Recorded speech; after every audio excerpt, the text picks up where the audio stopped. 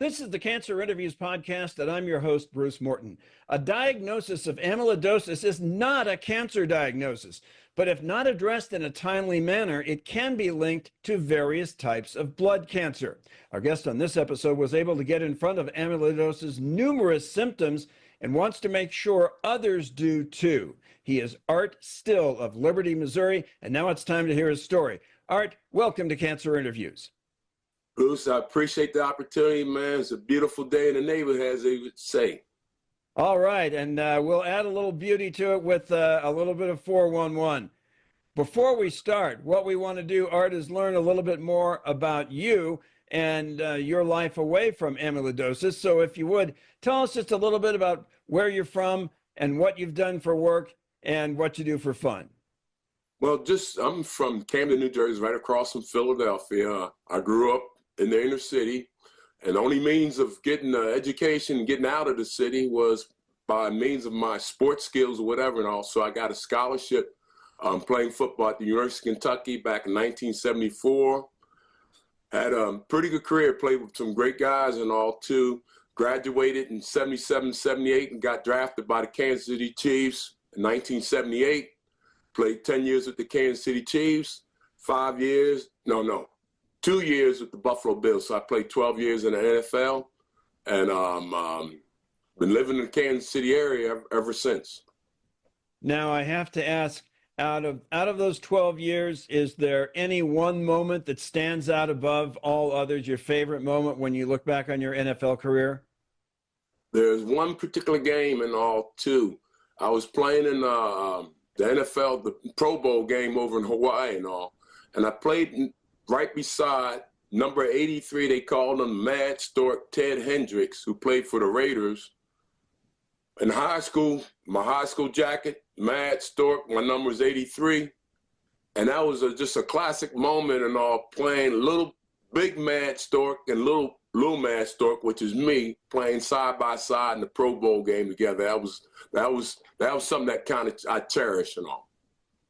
All right, now let's talk about the thing that brings us here, amyloidosis. A lot of people don't know what it is. A lot of people have never heard of it. So if you would tell us just what is amyloidosis? Well, for one thing, let me put a disclaimer. I'm not a doctor. I'm not a scientist. I can explain from, what effect it had on me. But it's a genetic disease that 1 out of 25, the one I have, the variant I have, 1 out of 25 African Americans have it.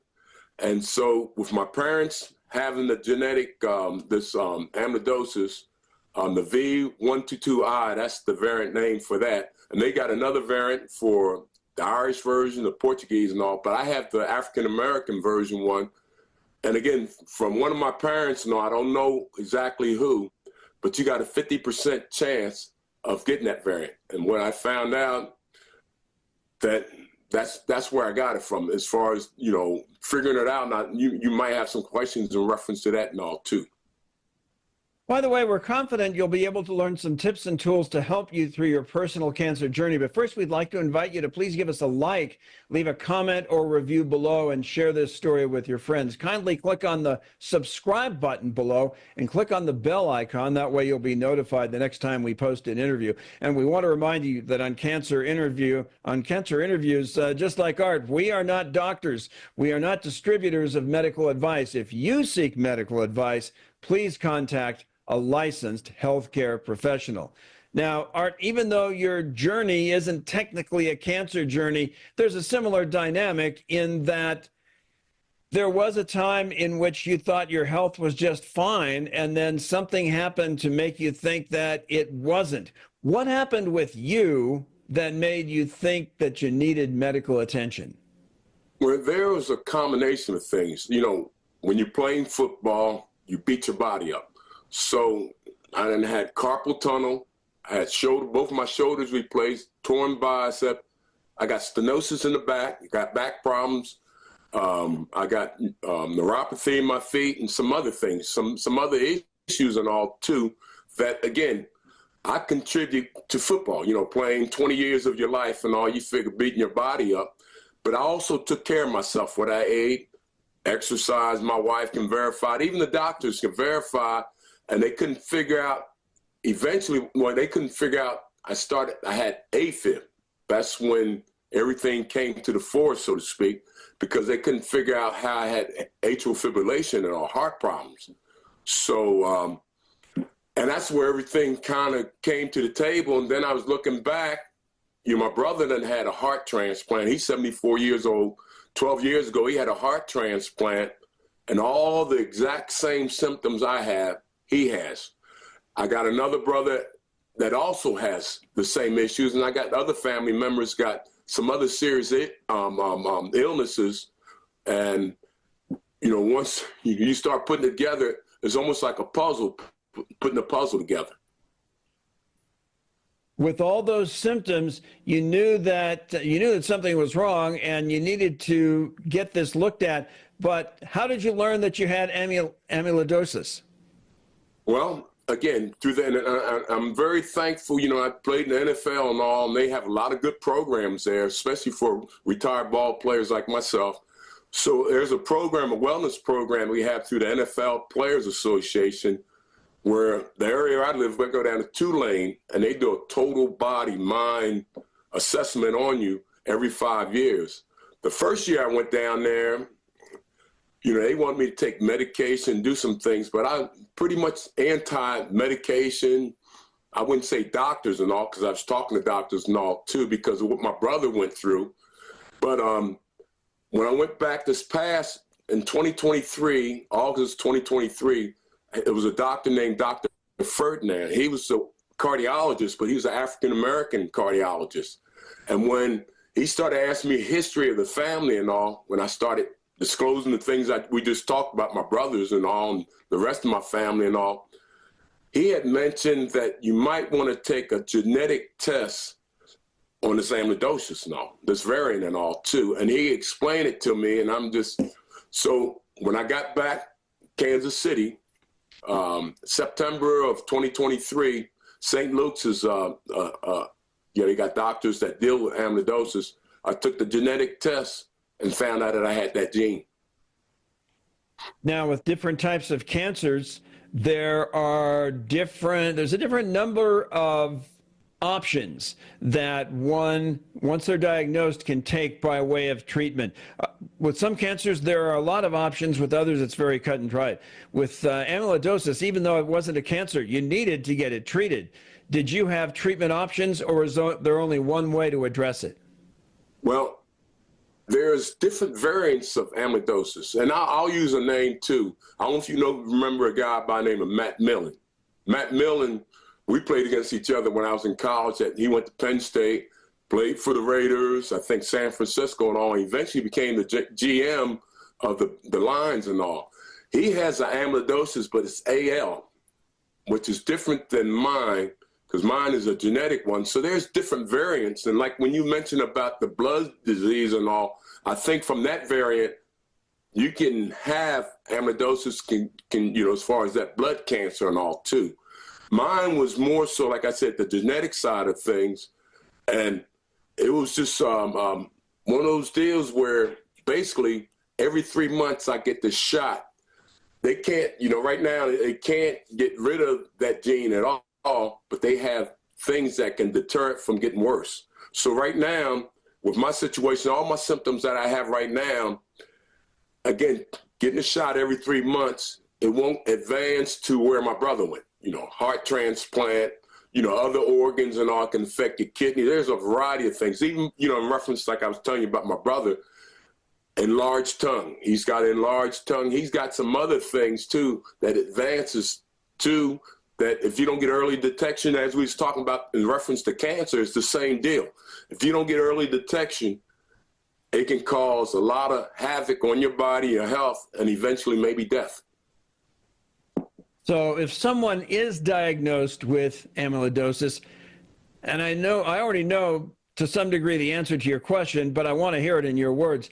How important is it to find the right specialist? Because for rare cancers, or in this case, a rare disease, it's not always easy to find the right person to treat it. Well, if you look at my journey and all, the carpal tunnel and all, I had to go see an orthopedic doctor, shoulders, orthopedic. So the thing that, you know, I come to appreciate, and that's why I encourage others and all too, that maybe have the symptoms, to get that test taken care of as soon as possible, because the thing is, you'll start going to doctors that specialize in neurologists, you know, those types of things, you know, back doctors, you know, with the stenosis and all, and they'll start treating just individual injuries or issues that you have. But if you go to an you got me saying it wrong, amyloidosis doctor, he knows the symptoms. He knows how to deal with those types of things. That's what he specializes in too. If not, if you're just going to an individual doctor or a heart doctor, they're going to just deal with the heart and all. But again, one of the reasons why we're doing the awareness is to get the information out there, because a lot of times these doctors, if they know, okay, you got this symptom, carpal, maybe there might be a possibility of other things and all too. So that's where, like you was talking about, even cancer, getting awareness out there in our community and all, so that you can become the best advocate for yourself. Our guest is Art Still of Liberty, Missouri, and he's telling us about amyloidosis, which he learned he had by way of genetic testing. Art, what are some of the symptoms that people should be looking for that could tip them off that they should be checked out for amyloidosis? Well, it is, and I'm just go with myself and all too. Carpal tunnel, trigger finger. I had bicep tendon tore. Then you got the stenosis in the back, neuropathy in the feet and all. And then, you know, it can affect other organs. Then eventually you got heart problems. You know, like I got the AFib, so heart disease, it can affect your kidneys. And then eventually there's a variety of things, you know, because you hear about amyloidosis, and if you get in your brain and all, and I think that's a different, and like I said, I'm not a doctor, but you hear about people getting dementia and Alzheimer's and all, and they talk about the amyloid in their brain and all those types of things. So it branches out into your organs and different parts of your body and all. And I know of a guy, I never knew this, you know, neuropathy, I'm thinking hands and feet. But then I was talking, you know, somebody who just recently, man, that has it in their stomach. And I can't imagine you got to get shot and it's in your stomach and all. But, you know, affects your intestines and all, your stomach, you know, a variety of things. So you can go right down the line of it and all, too. Now, you, it appears, have been able to get in front of these symptoms. You've been able to detect amyloidosis at an early juncture. And against that backdrop, if prior to the diagnosis, Art, your health was 100%, how close are you to 100% now? Are there any things you can't do that you could do before your diagnosis? Put it that way. Well, you know, I'm not a spring chicken no more. You know, my shoulders, all the surgery and all the things, I've beaten my body up and all. But in comparison, I'm 69 years old. I can keep up with at least a 75-year-old like yourself. No, I'm just joking, man.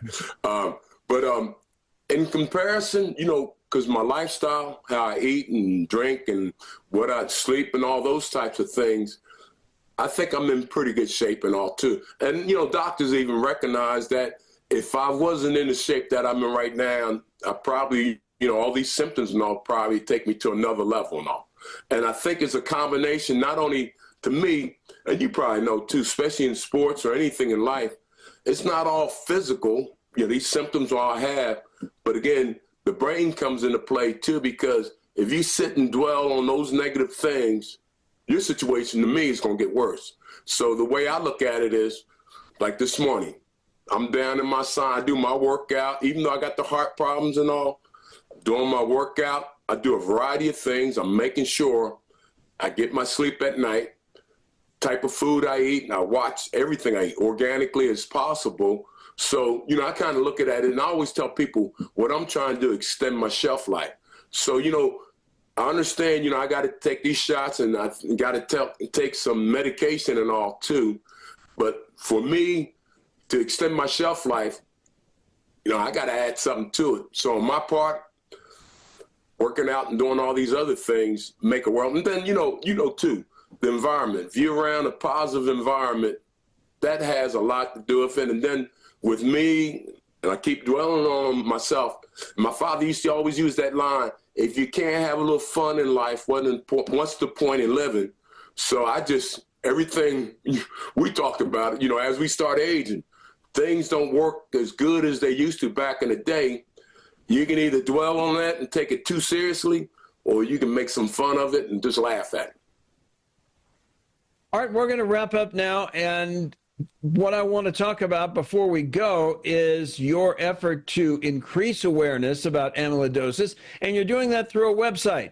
If you would, give us the web address and tell us what the website can do for others. Okay, the web address is, we're called amyloidosisarmy.org. Amyloidosis is spelled AMYLOIDOSIS army.org. And that goes in, the website gives you a lot of information from our side as far as awareness, symptoms, even where you can go maybe with doctors in certain areas of the country and all too. So it's pretty informative. Plus we got a contact number too. If you want to get in touch with us, get in touch with me, feel free to do that. All right, wonderful. And again, the spelling of that is AMYLOIDOSIS, amyloidosisarmy.org. Art Still, Liberty, Missouri. Want to thank you very much for taking the time to talk with us and getting your message out. Thanks for being with us on Cancer Interviews.